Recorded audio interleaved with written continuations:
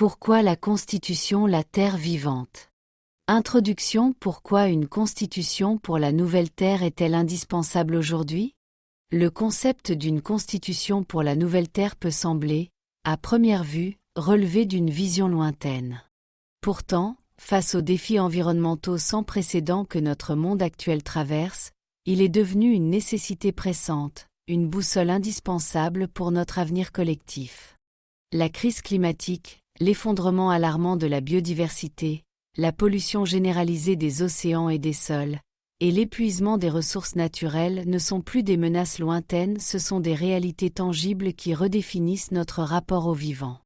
Nous observons quotidiennement les conséquences d'un système qui a perdu son équilibre.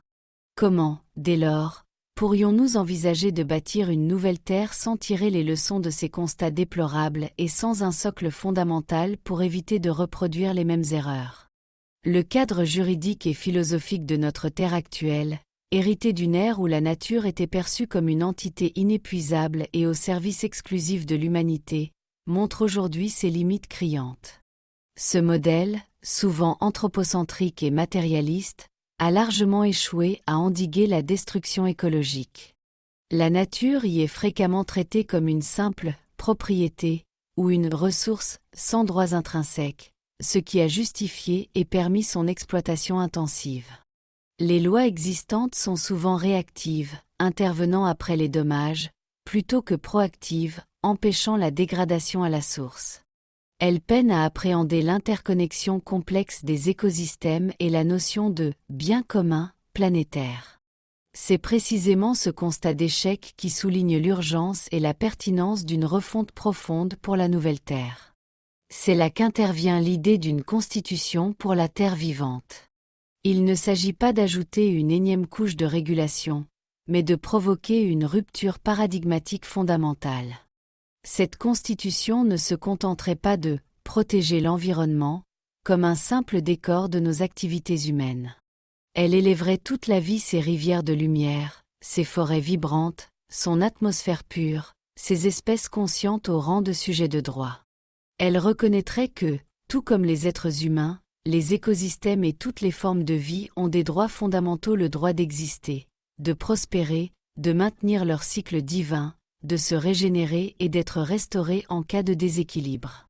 Cette reconnaissance juridique profonde transformerait radicalement notre vision basée sur la séparation et la domination en une vision d'unité, d'harmonie et d'interconnexion sacrée avec tout le vivant.